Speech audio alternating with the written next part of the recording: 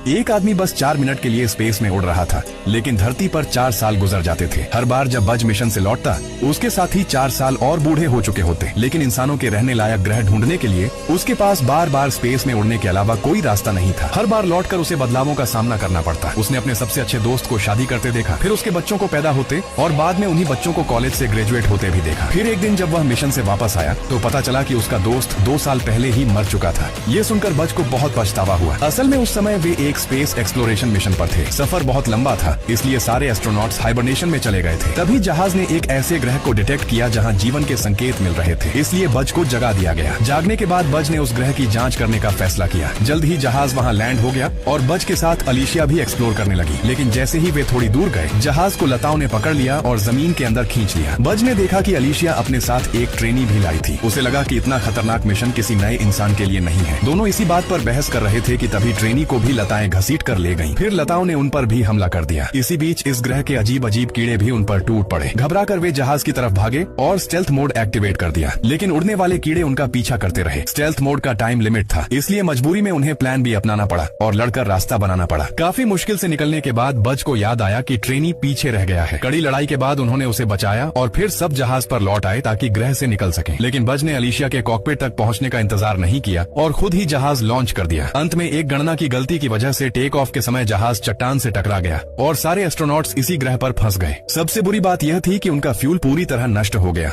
और यह फ्यूल बनाना बहुत मुश्किल था। इसे बनाने के लिए एक खास क्रिस्टल के साथ लाइट स्पीड से एक तारे के पास से उड़ना पड़ता था। उम्मीद बहुत कम थी, लेकिन उनके पास और कोई रास्ता नहीं था। किस्मत से टीम के सारे लोग बहुत काबिल थे। 1 साल से भी कम समय में उन्होंने स्थानीय संसाधनों से एक बेस बना लिया और लाइट स्पीड जहाज भी तैयार कर लिया जो फ्यूल सिंथेसाइज कर सकता था। इसके बाद बज ने फ्यूल बनाने के मिशन शुरू किए। वह जहाज लेकर तारे की ओर उड़ता, लेकिन क्रिस्टल की सांद्रता में समस्या होने की वजह से पहला मिशन असफल हो गया। जब वह अपने आखिरी मिशन से लौटा, तब तक उसके लगभग सभी करीबी दोस्त मर चुके थे। नए कमांडर ने फैसला किया कि अब टेस्ट मिशन रद्द कर दिए जाए। 62 साल बीत चुके थे। लोग इस ग्रह की जिंदगी के आदी हो गए थे और शील्ड के अंदर शांति से रहना चाहते थे। जब बज लगभग हार मानने वाला था, तभी अलीशिया का दिया हुआ रोबोट कैट अचानक बाहर आया। उसने पूरे 62 साल सही फ्यूल फार्मूला निकालने में लगा दिए थे। इतने में सिक्योरिटी ऑफिसर वहां पहुंच गए, क्योंकि उस रोबोट कैट को डीकमीशन करके नष्ट किया जाना था। बज ने तय किया कि वह एक आखिरी उड़ान जरूर भरेगा। तभी सैनिकों ने एक जोरदार धमाका सुना और दरवाजा तोड़कर अंदर घुस गए, लेकिन तब तक देर हो चुकी थी। बज रोबोट कैट के साथ भाग चुका था। वह अलीशिया का सपना पूरा करने के लिए फिर से स्पेस में जाने वाला था। उसने जहाज लॉन्च किया और पूरी रफ्तार से अंतरिक्ष में निकल गया। लगभग लाइट स्पीड के पास पहुंचकर